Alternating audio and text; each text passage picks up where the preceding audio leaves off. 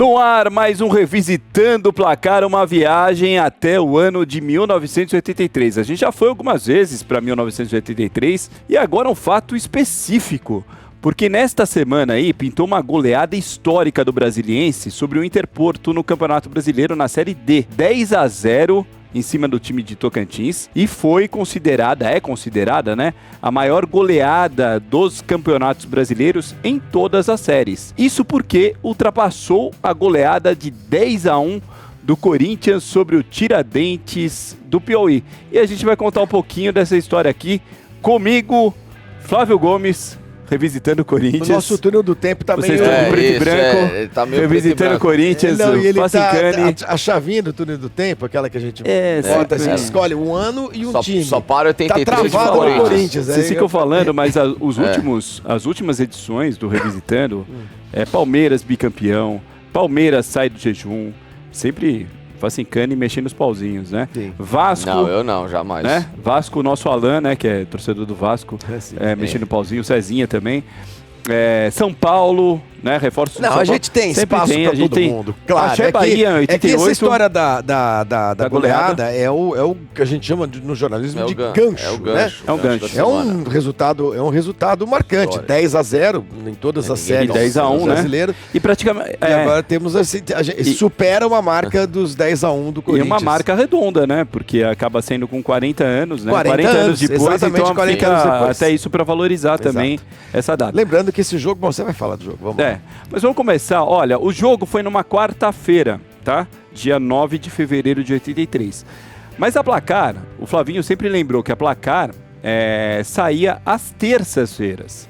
Então a goleada meio que se perdeu, né? Perdeu um pouco de valor, né? Aquele combustível tal da goleada ficou um pouquinho distante, né? Ficou um pouquinho distante. E depois também era um jogo contra, não era Corinthians. Contra o Tiradentes, não era contra o Flamengo, por exemplo, contra o Palmeiras, contra o São Paulo. Dezenas de times que o Campeonato Brasileiro com todo respeito ao abraçava, né? Claro, era um time da Polícia Militar do Piauí, era o time de origem da Polícia Militar Existe ainda hoje o Tiradentes, né? A gente estava até relembrando, existe o Tiradentes, está na Série B do Piauiense. Isso. Né? Quer dizer, não vive um E o jogo aconteceu onde, Michelete? Aconteceu no estádio do Canindé. Exatamente. Né? E você sabe que esse jogo era para ter ido com meu pai. E o que aconteceu? Eu peguei catapora, cara, na escola. E eu peguei catapora e passei para os meus irmãos. Que legal, parabéns. E, consequentemente, o meu pai e os meus irmãos não puderam ir ao jogo. Eu também iria ao jogo no Canindé. Mas por causa dessa maldita catapora que eu peguei na escola, e eu não pude ir ao jogo. Muito bem. 10-1. Eu lembro muito bem desse jogo também. Eu estava na estrada. Que era perto, né? A gente morava na Vila Guilherme. Voltando de uma viagem para o sul do Brasil, ouvindo no rádio. E o Tiradentes fez 1-0, Michelete. Fez 1-0 com o Sabará. E aí eu vibrei muito no carro. Falou, não é possível, agora vai. Não, agora é demais, Detalhe que o Tiradentes já havia vencido o Corinthians, porque eram grupos, né, no Campeonato Brasileiro. E o Tiradentes tinha vencido lá no Piauí por 2-1. Tá vendo né? só? Quer dizer, então já tinha aquele trauma. Pô, já saiu 1-0 pro Tiradentes. O Corinthians tem no currículo uma derrota pro Tiradentes. Exatamente. Mas vamos lá, vamos em frente. Capa da Placar, então, não é a capa da goleada. Não tem nada a ver com a goleada. É o não Pita. Tem nada, exatamente o Pita, craque Pita, o rei morreu, viva Pita, o príncipe. O que acontece? Pita foi chamado por um tempo de reizinho, de rei e tal. E ele não gostava muito desse apelido, né? Então aí ele parece que estava sentindo um pouco o peso também. E aí começaram a apelidá-lo de Príncipe. E aí ele começou a jogar futebol, por incrível que pareça, com o novo apelido, de Príncipe. E aí o Pita jogando muita bola, né? Eu não posso Pelé, todo mundo que vestia a camisa 10 no Santos, alguém em algum momento chamava de sucessor, né? Novo rei. É o novo rei, apareceram muitos novos reis. O Pita foi um dos bons números 10, camisas 10 do Santos. Ele foi craque, Pelé. Né? Ele foi um craque. Depois ele jogou no São Paulo, né? Muito bem. Era um jogador. O Pita, na França. O jogador que me lembra mais o Pita atual é o Ganso. O Ganso. O Ganso, até pelo porte físico, pela elegância jogando, por ter começado no Santos também. Então o Pita estava ali na capa num ano que o Santos foi vice-campeão brasileiro, né? Sim. Como a gente lembra. É engraçado porque ele era da camisa 10 do Santos em 78. E não era pra ele ser o camisa 10. O camisa 10 do Santos era o Ailton Lira. O time dos Meninos da Vila, de 78, campeão, né? Mas o Ailton Lira tem um problema de contusão. E quem fica jogando com a camisa 10 é o Pita. E o Ailton Lira, num gesto de humildade, quando o Ailton Lira volta da contusão, automaticamente o Pita ia ceder a camisa 10 pro Ailton Lira, ia jogar com a 8. Aí o Ailton Lira falou, não, você ficou muito bem com a camisa 10, eu quero que você continue com a camisa 10 e vai ser você com a camisa 10. Fique você com Quer dizer, esse então peso. uma humildade, tem muito jogador hoje em dia, né, que fica brigando, não, porque eu sou camisa 10, eu sou do camisa 9, não sei o que lá. E o Pita, o Ailton Lira, melhor dizendo, né, foi generoso, né, foi humilde com o Pita. E essa cedeu a coincidência camisa de estilos com o Ganso também se dá na carreira, né? Porque o Pita saiu do Santos pro São Paulo, do mesmo jeito Sim, que o exatamente. Ganso saiu do Santos só que pro São o Pita Paulo. brilhou muito mais no São Paulo do que o mas O Ganso. Ganso também enfim. jogou na França. Jogou na França também, Isso. Agora E o vamos Pita virar a também? página. O Pita também. Vamos também. virar a página porque já ainda é sobre o Pita, né? O príncipe que era rei e tal, e tá contando justamente essa história, né? Que ele abdicou o apelido e tal. Tinha 24 anos só, hein? É muito novo o Pita. Camisa topper do Santos, Camisa que top maravilha. do Santos. Olha O que Pita legal. ainda faz parte do time que foi vice-campeão brasileiro contra o Flamengo neste ano, né, de 83. Depois ele vai para o São Paulo, né? Depois que ele é negociado com o São Paulo, o Serginho já tinha chegado. E aí é uma troca envolvendo o Santos e São Paulo, que o Zé Sérgio, ponta esquerda, vai para o Santos, o Humberto Suzigan também vai para o Santos e também vai, acho que uma quantia em dinheiro, né? Que o São E Paulo vem pro paga São Paulo. para o Santos pelo Pita, porque o Pita era realmente um jogador diferenciado. E o Zé Sérgio também era um grande ponto esquerda, mas já estava mais pro final de carreira. O Pita estava mais pro começo da carreira. E o Humberto também era um bom jogador. E os dois fizeram parte do time do Santos, campeão paulista em 84. Vamos virar a página. Golear é preciso, né? Porque muitas goleadas no Campeonato Brasileiro, Flávio. Eram goleadas em Ali todas tem as rodadas. tem uma né? menção, né? Ali no olho da matéria, né? Isso. Marcar 6, 7 ou 10 gols no jogo, como fez o Corinthians contra o Tiradentes, o jogo que a gente estava lembrando, não significa humilhar o adversário, mas valorizar a própria instituição do futebol. Exatamente. É bom lembrar também, por essa época, 82, 83, começaram a ser feitas algumas experiências no futebol brasileiro porque a vitória dava 2 pontos e o empate 1. E começaram a ser feitas algumas experiências, Michelete, de vitórias com 3 gols ou mais de vantagem, davam mais 3 3 pontos. Lembro bem de um jogo, nessa época, 82, com o Portuguesa e América de Natal, o gol do Alcindo no meio de campo, no Pacaembu, que foi o 3º gol. E comemoramos, feito loucos na arquibancada, porque dava um ponto a mais, né? Então, por isso que golear é preciso, aí é o cerne dessa matéria. Vamos virar a página. Agora já vai aparecer a goleada do Corinthians, né? Um destaque para a goleada do Corinthians. Olha, o Canindé lotado, velho. O Canindé estava com 17.821 torcedores, né? Cheio o Canindé. E o destaque foi esse golaço de bicicleta do Vladimir, antológico, esse gol que é visto muitas vezes, né? Quando você vê um VT do Vladimir, sobre o Vladimir, que é o jogador com o maior número de jogos na história do Corinthians, o lateral esquerdo do Vladimir, você certamente vê esse gol. Porque esse gol é realmente marcante. Não, e a foto é espetacular, né? Porque a gente vê tanta foto de bicicleta histórica, né? Assim, e essa famosa foto do e só pra dar um destaque, tá na revista Placar essa foto, tá? Mas é da Agência Estado. A foto é da Agência Estado, exatamente. Não é de um fotógrafo da Placar. Foi comprada à época pela Placar, né? Feito uma permuta, sei lá o que aconteceu. Mas é da Agência Estado essa foto. E o Sócrates ali ao lado, né? Foi 10-1 pro Corinthians de virada, como a gente falou. O Corinthians que jogou com um Solito, Alfinete, Mauro, o saudoso Daniel Gonzalez, que esse é o ídolo também, né, Flavinho? Jogou na muito Portuguesa. bem esse campo aí, porque jogou na E Vladimir, que aí tá marcando o gol de bicicleta. Paulinho, Sócrates e Zenon, depois entrou o Eduardo Amorim. Birubiru, Ataliba, depois o Vidotti e o Paulo Egídio, o técnico Mário Travalini. Bom time, hein?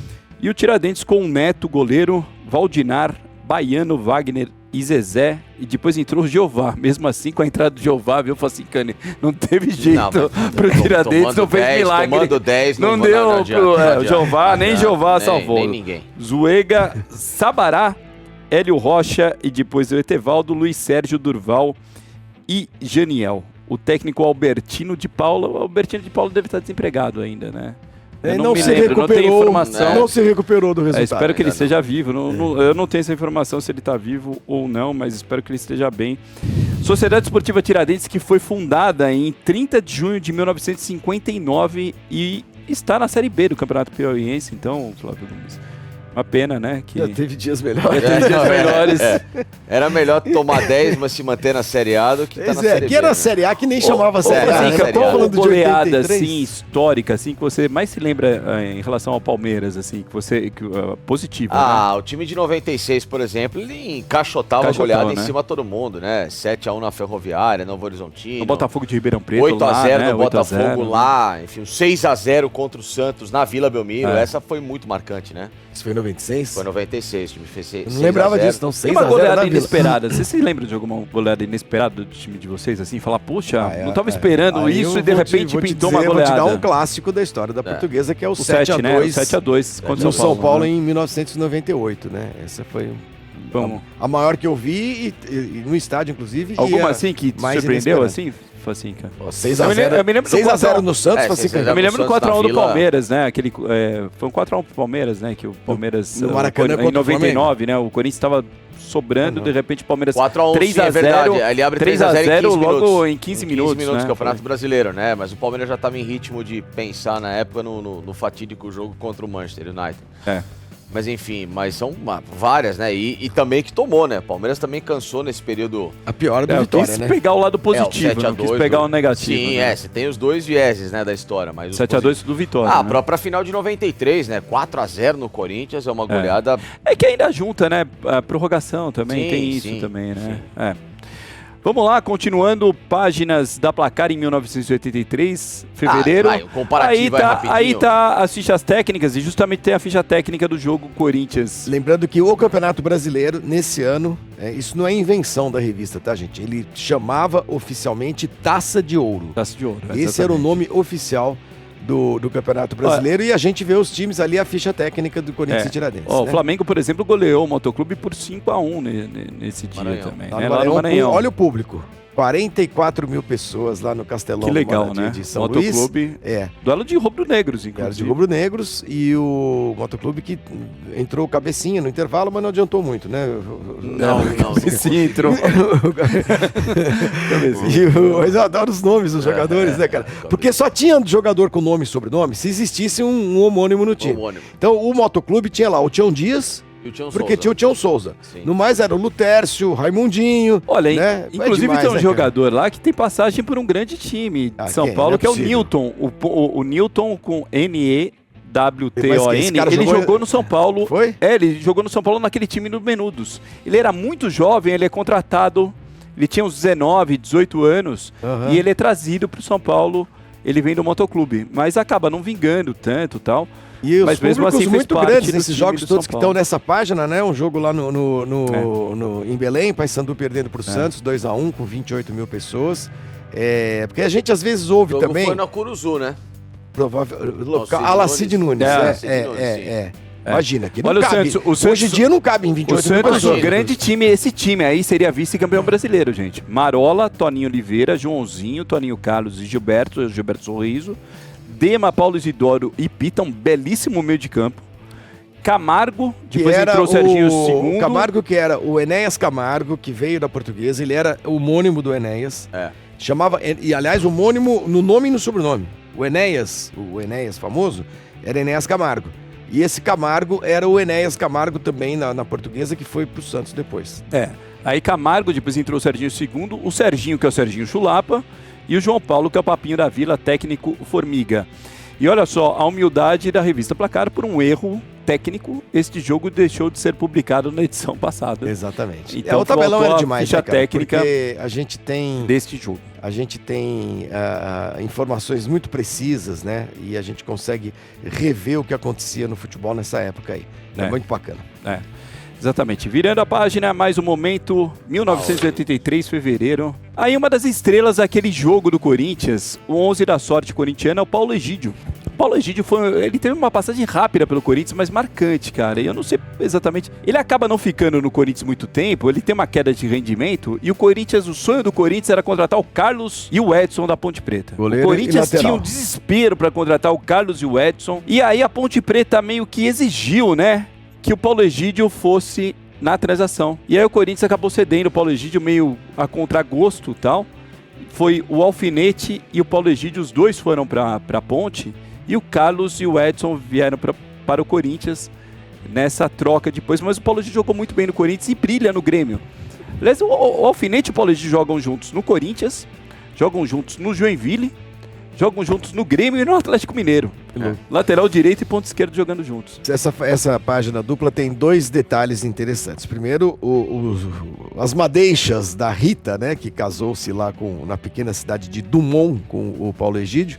E outra coisa, Francisco, nessa época... Ele mora até hoje em Dumont. Né? Nessa época, essa mãozinha esquerda dobradinha para baixo, que era um maneirismo de jogadores de futebol, né? Naquela época. Pra jogar com a mãozinha. Jogar com a mãozinha toda fazendo esses Ele era muito habilidoso, o Paulo Egídio, né? Era bom jogador. Muito bom jogador. Virando a página, mais um momento, a chuteira topper do Paulo Egídio, hein? Sim. Top. Chuteira topper. Falando nela, que é o gancho justamente para essa propaganda. Faça aí a propaganda, Flávio Gomes, Felipe Facincani. Facincani, primeiro, note que essa chuteira topper é com os cravos, né, como a gente chamava, atarracháveis, né? Era aquela de seis cravos, né? Para campo. Imagina isso aí na canela de alguém hoje. E a Topper que era marca também oficial da seleção brasileira, né? Era fornecedora da seleção brasileira nessa época. Temos ali um anúncio com o Sócrates, que eternizou esse desenho, né? Com a faixa amarela. Também. Né? E o autógrafo dele. Muito bacana. Muito legal essa foto. Demais. Saudoso Sócrates. E essa chuteira era um fetiche, né? Pra molecada. Sem dúvida. Virando a página. Flavinho, agora é 100% com o Flavinho, né? Qual o carro mais barato no mercado? Já, eu tive um desse ano. Você teve não, nunca teve, né, Facinca? O 147 não. Você guiou um 147? Já, duro a beça. Duro, né? Eu tive um desse, exatamente nesse ano, azulzinho, 83, a álcool, mas eu tive recentemente, né? Eu tive já como carro de coleção, não tive na época. Esse é o que engasopou na rua. Isso, acabou a gasolina porque acabou o álcool, na verdade, porque ele não tinha, é verdade, o Sormani tá ali na vitrine ali. Na vitrine tá falando dizendo que é verdade, acabou o álcool, o meu carro não tinha marcador de álcool. É verdade, acabou o álcool, não quebrou Você deixou quebrar o carro. E aí acabou o álcool. E aí você ficou a pé onde? Aí eu parei o carro ali do lado do cemitério do Pacaembu. Já enterraram o carro, E passou, e por acaso tava passando o Marcos, enterra um carro. Sabe quem passou por mim ali? O Marcos Moron. Tava passando e me viu e parou. Qual Marcos Moron? O Márcio Moron. Moron que fez aniversário essa semana. O nosso Márcio Moron, que trabalhou com a gente na Fox, parou. Falou, Vim, tá tudo bem? Eu falei assim, mais ou menos. Eu falei assim, bom, tá tudo bem, né? Você vai chamar um táxi? Vou. Aí ele pegou e foi embora. Que legal. Mas enfim, o Fiat 100, essa aí é a chamada Frente Europa, né? Que é a segunda... Dizer segunda geração é um exagero, mas porque só mudou a frente, né? Em relação ao 147 que foram lançado no Brasil em 76. Eu me lembro que um tio meu, Fausto, né? Corintianíssimo tio Fausto aí. Ele tinha um Fiat 147, a gente foi uma vez para Campos do Jordão. E meu pai comprou uma Caravan. E ele tinha que ficar esperando meu tio para chegar... Pô, em Campos do Jordão, nossa, a viagem demorou 3 dias. Dava pra ter ido pro Rio de Janeiro, ter voltado, tudo mais. Pisando fundo, chega a 40 por hora. Não fale mal do Fiat, dessa caixinha de fósforo linda. Exatamente. Vou comprar outro. Mais um momento. Esse eu tive. Você teve, Facincani? Tive, rainha de couro, porque esse eu também estudava em escola de freira. Já existia, hein? E era proibido em escola de freira, pelo menos na minha, você utilizar qualquer calçado que não fosse ou preto ou branco. Sim. Era proibido, não podia ter aqueles tênis hoje colorido, laranja. Imagina. Então, acabou. Era tênis de couro preto ou branco. E aí eu comprava o Rainha. Esse era muito usado para jogar futebol de salão, né? O F7. Porque ele tinha uma sola muito companheiro, famoso e duro na queda. Sim. Olhe bem para a marca Rainha e não se esqueça. As quadras de futebol de salão na época também eram pouco abrasivas, né? Sim. Por isso que essa sola aí, ela tinha 3 centímetros de largura e se você desse na cabeça de alguém com esse tênis, você rachava. E nessa época o futebol de salão, né? A gente tinha que tirar a bola dentro da área para fazer o gol, não podia fazer gol dentro da área, era uma regra bem diferente também. Bom, a gente já está indo para a reta final dessa edição de 1983 da Placar.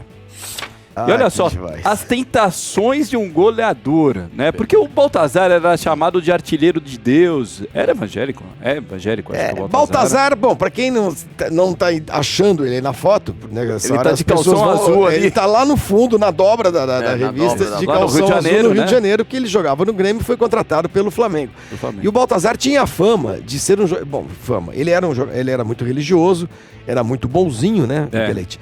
Ele tinha a fama de, inclusive, o dia que ele xingou, ele levou uma pernada, Facincani, de um zagueiro qualquer, levantou, irado, agora ele vai mandar um palavrão, né? Ele foi lá ele falou, seu bobo, foi o que ele falou. Ele era meio Caio Ribeiro, assim. Meio, seu bananão. Seu banana e tal. E aí foi morar no Rio de Janeiro, anos 80, a loucura da pós, do fim da ditadura, né? Nós estamos chegando no final da ditadura militar, início dos anos 80, revolução dos costumes, rock brasileiro e tal. E o Rio de Janeiro era, como sempre, né, a capital da moda, das mudanças de comportamento e tudo mais. E aí cai Baltazar, aquela figura doce, sacra quase, né, na praia, no Rio de Janeiro.